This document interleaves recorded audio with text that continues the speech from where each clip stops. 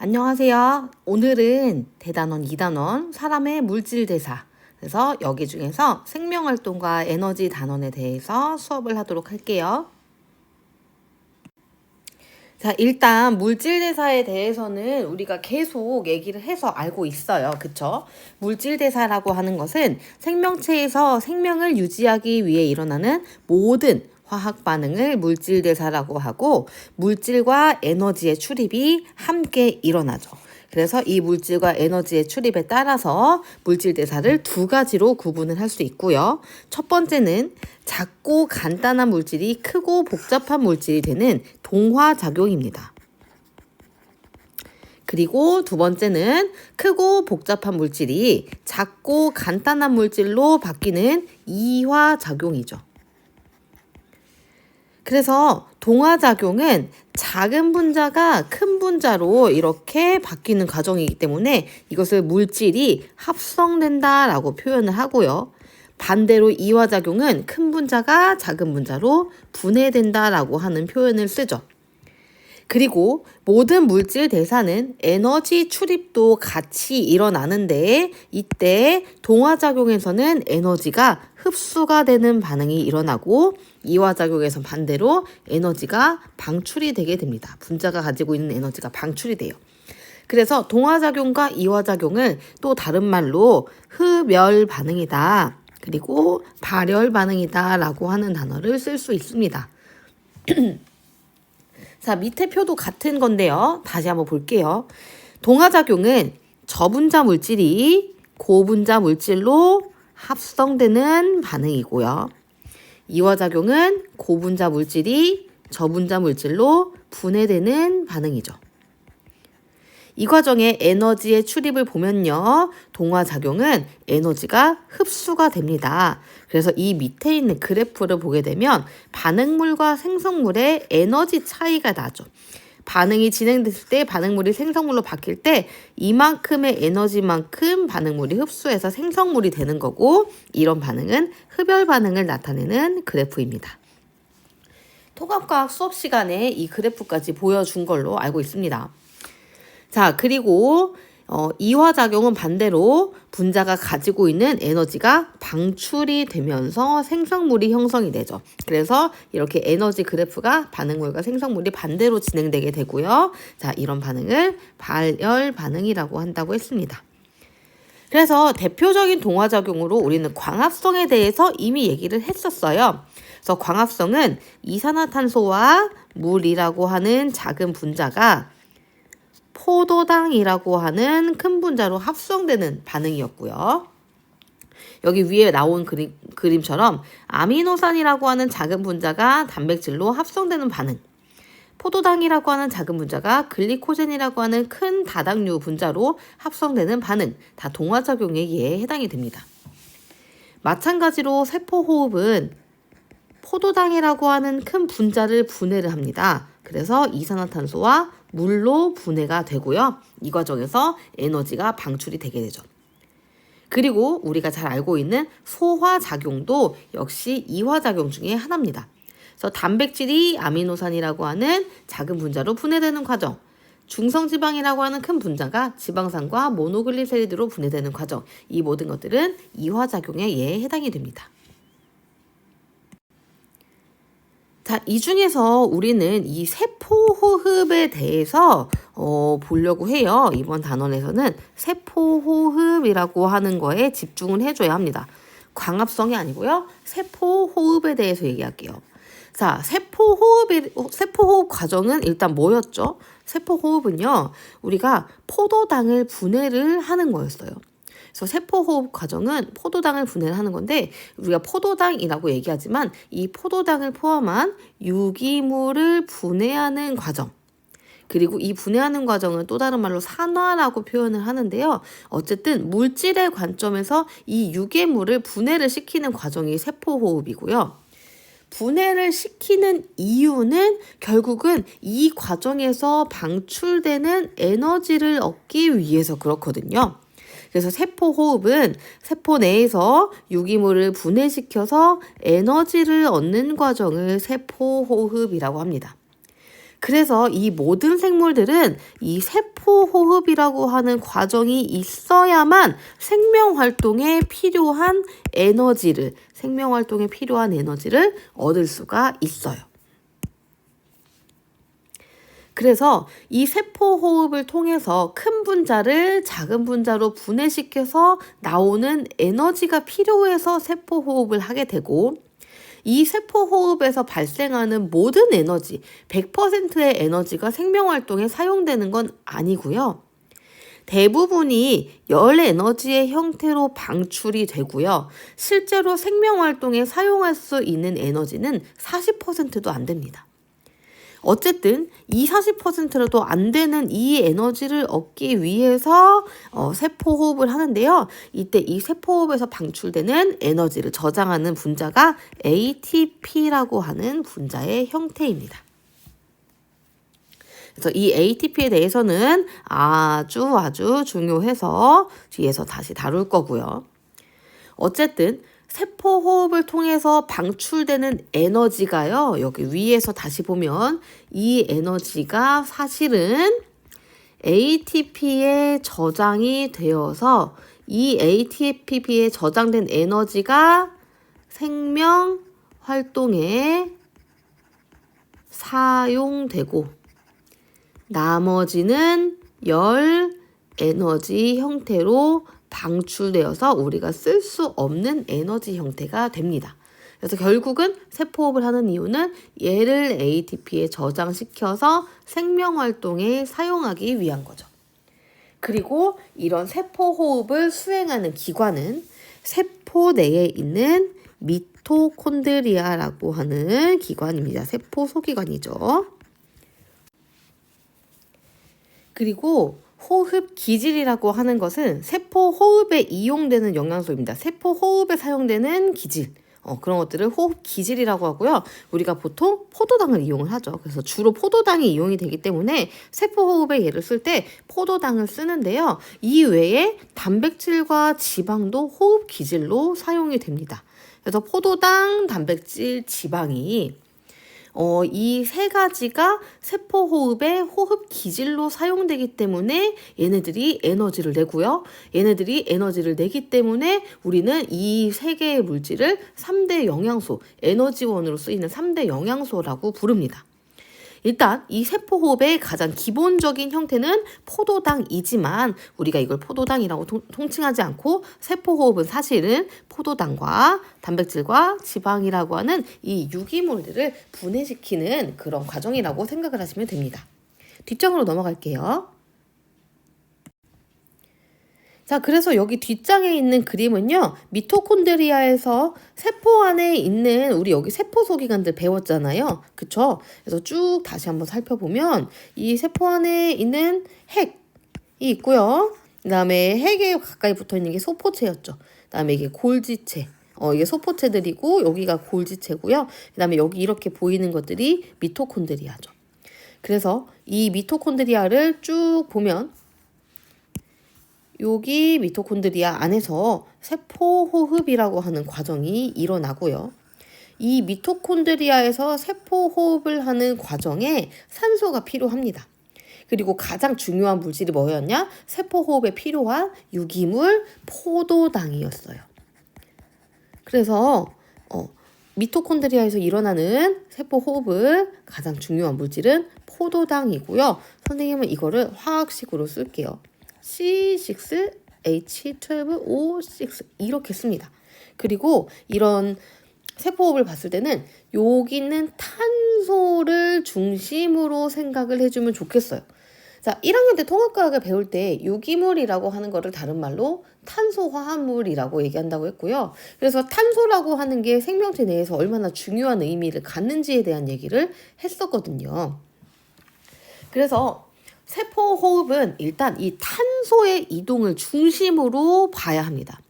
나머지 산소라든지 물이라든지 이런 것들은요, 나중에 봐야 되고요.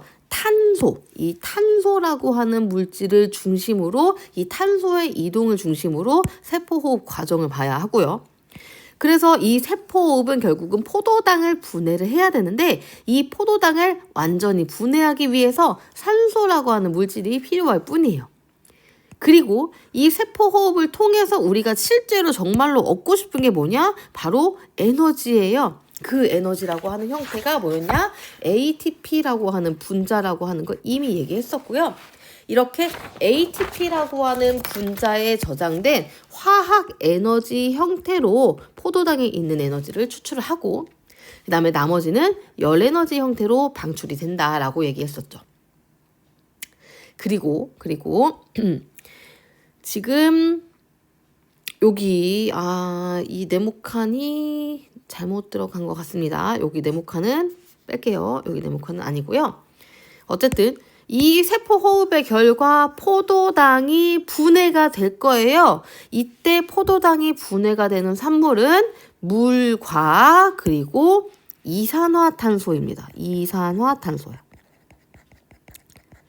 자, 이산화탄소의 화학식은 CO2고요. 물은 H2O입니다. 자, 그러면 여기서 물질을 보면요. 결국은 뭐냐면 CHO라고 하는 세 가지의 이 원소들의 개수에는 변함이 없는 거예요. 그리고 중요한 건 탄소의 이동을 중심으로 보라고 얘기했잖아요. 그래서 여기 포도당의 탄소는 결국 탄소 6개가 분해가 돼서 탄소 1개짜리 물질인 이산화탄소가 되는 거예요. 그래서 이 세포호흡의 물질의 흐름은 탄소를 중심으로 포도당이 이산화탄소로 분해되는 과정이다. 탄소가 6개 붙어있는 물질이 탄소 1개짜리 물질로 이렇게 바뀌는 거다라고 생각을 하시면 돼요. 이거에 분해되는 과정이잖아요. 그리고 이 과정에 산소가 필요하고 그리고 이 수소와 산소가 합쳐진 물이라고 하는 것도 역시 부산물로 방출이 되는 거예요. 그래서 세포호흡에서 정말 중요한 흐름은 탄소의 흐름이고 포도당과 이산화탄소를 중심으로 생각을 하고 산소와 물은 나중에 끼워 맞추면 되는 거거든요. 그러면 나중에 문제를 풀 때도 헷갈릴 일이 없어요. 그래서 세포호흡의 이제 반응물과 생성물을 다시 정리하자면 세포호흡이라고 하는 과정은 에너지를 얻기 위한 과정이에요. 근데 그 에너지를 얻기 위해서 포도당이라고 하는 반응물 그리고 이 포도당을 분해하기 위해서 산소라고 하는 물질이 필요하고 이로 인해서 생성되는 물질은 이산화탄소와 물입니다. 그리고 이 모든 것들은 탄소의 이동을 중심으로 봐야 된다고 얘기했고요.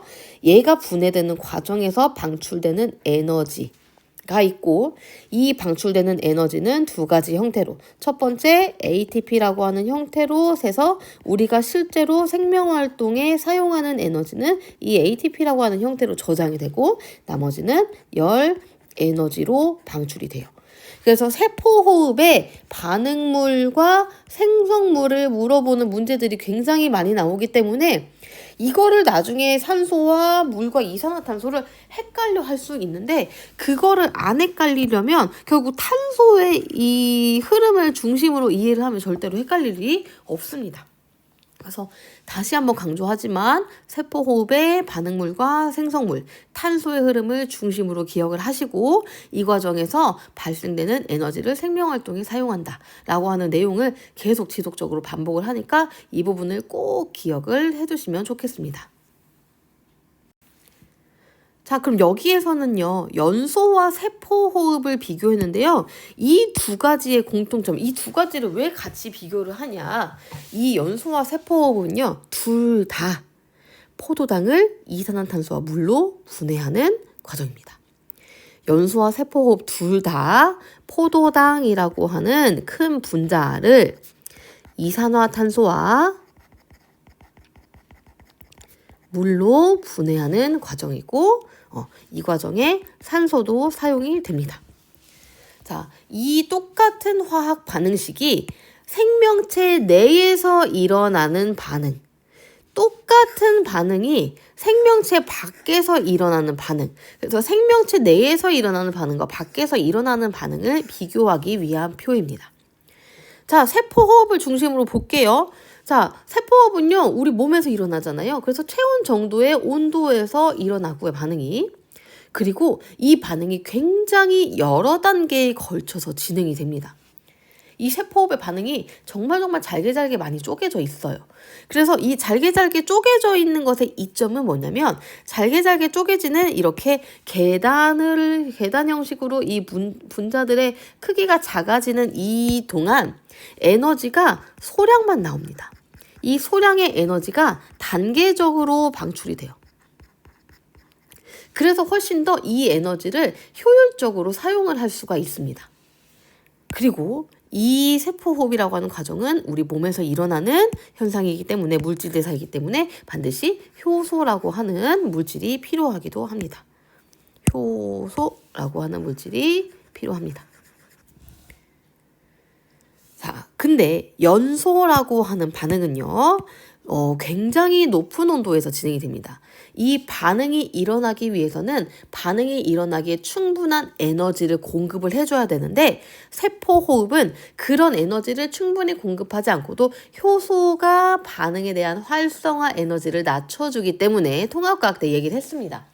반응에 필요한 에너지를 효소라고 하는 형태가 낮춰주기 때문에 세포호흡은 그 정도의 에너지가 필요가 없는데요. 연소는 이 반응이 일어나기 위한 굉장히 큰 에너지가 필요합니다. 그래서 그거를 열의 형태로 제공을 해줘야 되고요. 그리고 연소는 반응이 한 번에 진행되기 때문에 포도당이 한 번에 이산화탄소와 물로 분해가 되기 때문에 다량의 에너지가 한꺼번에 방출이 됩니다.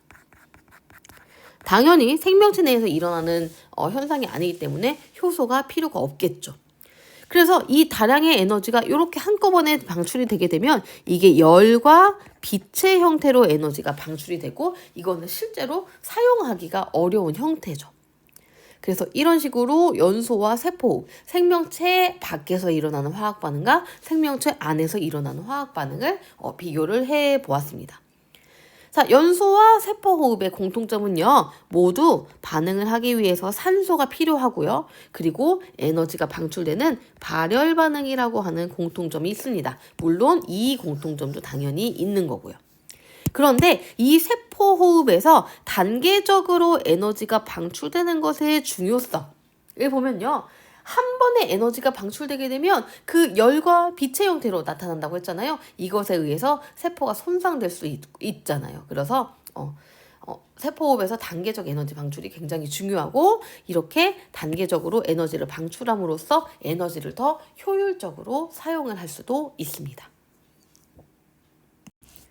자, 이번에는 광합성과 세포호흡을 비교할게요. 이거는 아까 앞에서 봤던 동화작용과 이화작용을 비교를 하는 거죠.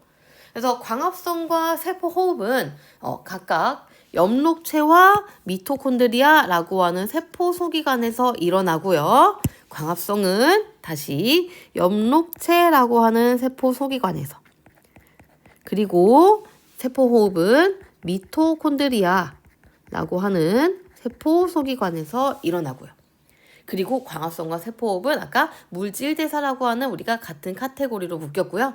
생명체 내에서 일어나는 물질 대사는 모두 효소가 관여합니다. 효소가 있어야 이 반응이 이제 우리가 단계적으로 일어날 수 있고요. 그리고 생명체 내에서 낮은 온도에서도 반응이 일어날 수 있죠. 자, 그 다음에 물질과 에너지의 변화에 대해서 다시 한번 짚을게요. 광합성은 물과 이산화탄소로 포도당을 합성하는 과정이고 이 과정에 에너지가 흡수되고요.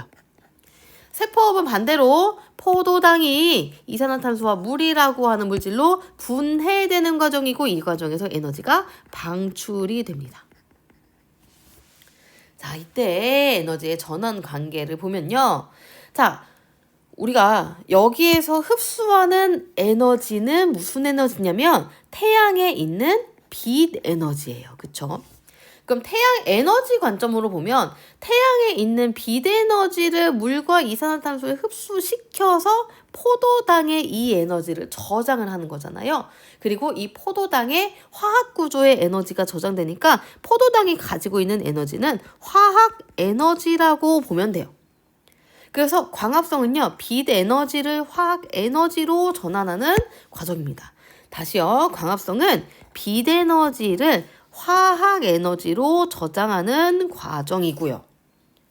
자, 그러면 세포호흡의 경우 살펴보면 세포호흡은요, 일단 이 포도당에 있는 포도당에 저장된 화학 에너지를 사용을 하죠. 그리고 이 에너지가 어디로 가냐? 이렇게 방출이 되면서 어디로 가냐면 ATP라고 하는 분자의 형태에 저장이 된다고 했죠. 또 다른 화학 분자의 화학 에너지 형태로 에너지가 저장이 되는 겁니다. 그래서 에너지 전환 관계를 보면 포도당은 화학 에너지에서 화학 에너지로 전환이 되는 거고요. 다시 빛 에너지로 가지 않아요. 그리고 이때 화학 에너지는 포도당에 저장된 화학 에너지, 그리고 여기서 전환된 화학 에너지는 ATP에 저장된 화학 에너지입니다. 그래서 광합성과 세포호흡의 관계, 그리고 얘네들의 물질의 관계와 그 다음에 얘네들이 에너지 전환 관계가 어떻게 되는지에 대해서도 기억을 하시면 좋겠죠. 자, 뒷장으로 넘어가겠습니다. 자, 그러면 앞에서 이제 계속했던 말이 뭐냐면 이제 우리 세포의 물질 대사에 대해서 얘기했고요. 물질 대사 두 가지 구분을 했고요. 그 다음에 그 물질 대사에서 세포호흡이라고 하는 작용에 대해서 더 자세히 살펴봤어요. 그래서 세포호흡과 연소라고 하는 반응도 비교하고 세포호흡과 광합성을 비교를 했는데 결국에는 계속 핵심은 세포호흡에 대해서 얘기를 하는 거거든요. 그리고 세포호흡이라고 하는 과정은 포도당과 같은 유기물들을 분해해서 에너지를 얻는 과정이고 그 에너지를 저장하는 분자가 ATP라고 하는 얘기까지 했었어요.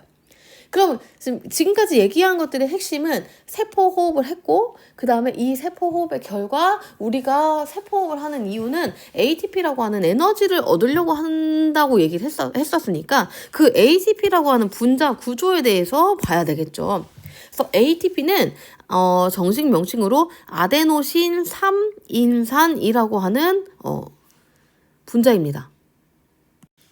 자, 그래서 아데노신 3인산이라고 해서 아데노신 그리고 트리포스페이트, 그래서 ATP라고 얘기하고요. 여기에서 트리라고 하는 것이 3이라고 하는 의미를 가지고 있어요. 숫자 3. 그래서 우리가 이제 모노는 1을 의미하고요. 그 다음에 다이는 2를 의미하고 그 다음에 트리 3을 의미한다 라고 하는 거 통합과학 시간에 한번 다룬 적이 있었습니다. 그래서 중합체에 관한 얘기를 할 때, 중합체와 단위체에 관한 얘기를 할 때 다룬 적이 있었고, 여기서 아데노신 3인산이라고 하는 분자는 아데노신에 인산기가 3개가 붙어있는 분자라고 하는 의미입니다. 그러면 그 아데노신이라고 하는 분자가 바로 여기 있는 이 분자입니다. 얘가 아데노신이고요. 이 아데노신이라고 하는 분자에 인산기 하나, 둘, 3개가 붙어있는 이 분자를 ATP라고 얘기합니다. 그래서 ATP는 우리 생명활동에 이용되는 여러 에너지를 저장하고 있는 물질이고요. 그리고 이 ATP는 아데노신에 3개의 인산기가 결합한 화합물입니다. 그런데 여기 아데노신이라고 하는 구조는요, 지금 여기에서 보듯이 2개로 나눠져 있죠. 그래서 사실은 아데노신은 아데닌이라고 하는 염기와 리보스라고 하는 당이 결합한 형태입니다. 다시 아데노신은 아데닌이라고 하는 염기와 리보스라고 하는 당이 결합한 물질을 아데노신이라고 얘기합니다. 그래서 이 아데노신의 인산기 3개가 결합한 화합물을 ATP, 아데노신 트리포스페이트라고 얘기하고요. 그러면 비교를 하면 ADP라고 하는 물질이 있겠죠. 그럼 여기에서 D라고 하는 게 의미하는 게 뭘까요? 아까 얘기한 여기 숫자 2를 의미합니다. 그러면 이 ADP는 뭐라 부르냐? 아데노신 2인산이라고 부르고요. 얘는 아데노신의 2개의 인산기가 결합한 화합물을 ADP라고 얘기합니다. 그래서 여기 밑에 그림이 나와 있어요. 아데닌과 리보스라고 하는 물질의 인산기가 3개 결합한 물질 ATP라고 하죠. 그리고 아데닌과 리보스, 아데노신의 인산기가 2개 결합한 물질이 ADP입니다. 자, 그러면요, 이 ATP는요, ADP와 끊임없이 형태를 전환을 할 수 있어요. 그래서 이 ATP의 인산기 간의 결합이 고에너지 인산 결합인데 이 ATP가 ADP로 되면서 여기 고에너지 인산 결합 하나가 끊어지게 됩니다. 그러면 ADP라고 하는 분자와 무기인산 한 분자가 되고요. 그리고 고에너지 인산 결합에 저장되어 있던 에너지가 이렇게 방출이 됩니다. 그리고 우리는 생명활동에 이렇게 방출된 에너지를 사용합니다. 그래서 우리는 ATP를 뭐라고도 표현하냐면 에너지 화폐라고도 표현을 해요. 그래서 돈을 가지고 있다가 내가 필요할 때 돈을 쓰는 거죠. 돈을 한꺼번에 쓰는 게 아니라 그래서 여분의 에너지를 내가 남는 에너지를 세포호흡을 통해서 형성된 에너지를 ATP라고 하는 에너지 화폐 형태로 저장을 하고 있다가 내가 필요할 때에 ATP를 분해하면서 거기에서 방출되는 에너지를 생명활동에 사용하는 거예요. 그래서 이 ATP가 ADP와 무기인산이 되면서 에너지가 방출이 되고 그 에너지를 생명활동에 사용되고 그 다음에 에너지가 많을 때 세포호흡을 통해서 에너지를 형성을 했을 때 ADP와 무기인산을 결합시켜서 ATP라고 하는 형태로 에너지를 어떻게 보면 동화작용의 한 종류긴 하죠. 그쵸? ATP라고 하는 형태로 에너지를 흡수를 시킵니다. 그리고 이거를 에너지를 저장한다라고 표현을 해도 좋지 않을까 합니다. 그래서 다시 정리하자면 ATP가 ADP와 인산기가 떨어진 무기인산으로 분해될 때 에너지가 방출이 되고 그 방출된 에너지를 생명활동에 사용이 되고요. 생명활동에 사용을 하고요. 그 다음에 ADP가 무기인산 한 분자와 결합을 할 때 ATP가 합성이 되죠. 그때 에너지를 우리가 저장된다라고 표현을 해요. 그래서 중요한 문장이 나오죠. 세포는 세포 호흡에서 방출된 에너지를 ATP에 저장을 일단 합니다. 세포는 세포 호흡에서 방출된 에너지를 ATP에 저장을 하였다가 필요할 때 ATP를 분해합니다. 뭐와 뭘로? ATP와 무기인산으로 분해하면서 이 필요할 때 얘를 분해해서 나온 에너지를 여러 생명활동에 사용을 하죠. 그 생명활동에 사용하는 것들은 이렇게 예시들이 있습니다. 자, 그래서 여기 세포호흡과 이 에너지 전환 과정을 다시 한눈에 보는 그림을 정리를 해놨어요. 자, 미토콘드리아에서 세포호흡이 일어납니다. 세포호흡의 흐름은 항상 얘기했지만 탄소의 흐름으로 보자고 했어요. 포도당을 이산화탄소와 물로 분해시키는 과정에 산소가 필요합니다. 그래서 포도당을 이산화탄소와 물로 단계적으로 분해를 하고 이 과정에서 방출된 에너지는 열 에너지로 방출이 되고 이 일부는 체온 유지에 사용이 되고 나머지 에너지는 ATP라고 하는 형태로 저장이 되는데 ATP라고 하는 형태로 저장이 된다라고 하는 소리에는 ADP와 무기인산을 여기는 ADP와 무기인산을 결합시켜서 ATP라고 하는 분자를 합성한다라고 하는 거에 대한 의미가 있고요. 그래서 요런 ATP의 형태로 에너지를 평소에 저장하고 있다가 내가 필요할 때 이 ATP를 분해를 하면 다시 ATP는 ADP와 무기인산이 되겠죠. 이런 형태로 분해를 하면서 방출된 에너지를 여러 생명활동에 사용을 한다라고 하는 내용입니다. 그래서 이번 단원의 모든 내용은 요 그림으로 정리가 될 것 같아요. 그래서 이 그림을 계속 그려보고 이 그림을 완벽하게 이해하고 있으면 어떤 문제 형태로 변화가 되든지 간에 잘 해결할 수 있을 거란 생각이 듭니다. 자, 그럼 뒷장에 있는 문제 1번만 일단 풀어볼게요. 자, 2019학년도 수능 3번 문제입니다. 자, 그림 가는 광합성과 세포호흡에서의 에너지와 물질의 이동을 나는 ATP와 ADP 사이의 전환을 나타낸 것이고 A와 B는 각각 광합성과 세포호흡 중 하나이다 라고 적혀 있습니다. 그럼 이 가라고 하는 보기부터 볼게요. 이제 계속 봤었던 그림이지만 형태가 약간씩 달라질 수 있어요. 자, 그림의 화질은 떨어지지만 일단 좀 보겠습니다. 자, 어떤 게 광합성이고 어떤 게 세포호흡일까요? 우리가 에너지와 물질의 관계를 보면 알 수가 있어요. 자, 빛 에너지가 여기서 흡수가 되네요. 아, A라고 하는 과정이 광합성이고 B라고 하는 과정이 세포호흡이구나 라고 하는 거를 알 수가 있고 이거를 한 번 더 확인하기 위해서는 물질을 봐야겠죠. 세포호흡은 포도당과 산소가 이산산소와 물로 분해가 되는 과정이고 이 과정에서 에너지가 방출이 되죠. 그리고 광합성은 이산화탄소와 물이라고 하는 작은 분자를 빛 에너지를 이용해서 포도당이라고 하는 큰 분자로 합성하는 과정이고요. 그 다음에 나라고 하는 그림을 보면 자, ATP와 ADP 간의 분자 전원 관계죠. 위에 있는 물질을 자세히 보면 인산기가 3개가 결합되어 있습니다. 요게 ATP라고 하는 분자가 되겠고 밑에 있는 분자는 ADP와 그리고 무기인산이 이렇게 있네요. 자, 그러면 우리가 아까 얘기한 거 기억 니은을 보면요. ATP가 ADP와 무기인산으로 분해가 될 때 에너지가 방출된다라고 얘기했었고요. 그 다음에 ADP와 무기인산이 ATP로 전환되는 과정에 에너지가 저장된다라고 하는 표현을 썼었죠. 자, 그럼 이걸 바탕으로 보기를 같이 보겠습니다. 자, A에서 동그라미 A에서 빛 에너지가 화학 에너지로 전환된다라고 얘기했네요. 동그라미 A는 광합성이고 광합성은 빛 에너지를 포도당에 저장된 화학 에너지로 전환하는 과정이 맞겠죠.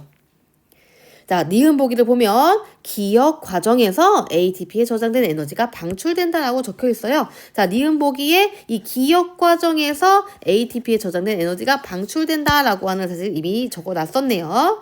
그 다음에 디귿에 보면 B에서 니은 과정이 일어난다라고 얘기했습니다.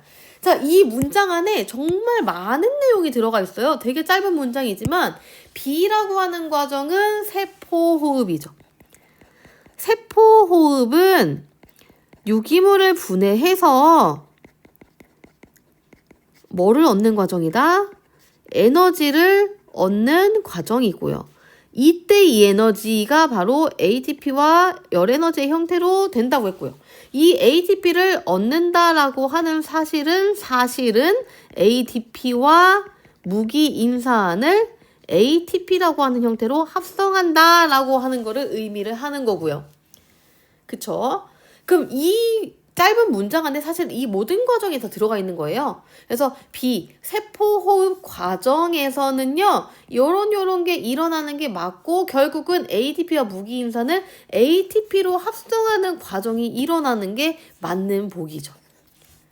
그쵸? 그래서 세포호흡, 미토콘드리아에서 세포호흡이 일어날 때는 이 ATP가 합성하는 과정이 일어나는 보기가 맞고요. 이것의 정답은 5번이 되겠습니다. 자, 나머지 문제들도 다 비슷한 유형이고요. 기본적인 구조만 잘 알면 문제가 유형이 어느 정도 바뀌더라도 이해를 할 수 있거든요. 그래서 배운 것들을 바탕으로 문제 한번 확인을 해보고 이렇게 문제를 해결해보고 모르는 것들은 선생님한테 질문하면 되겠습니다. 자, 수업하느라 고생 많았고요. 오늘 여기까지 하도록 하겠습니다.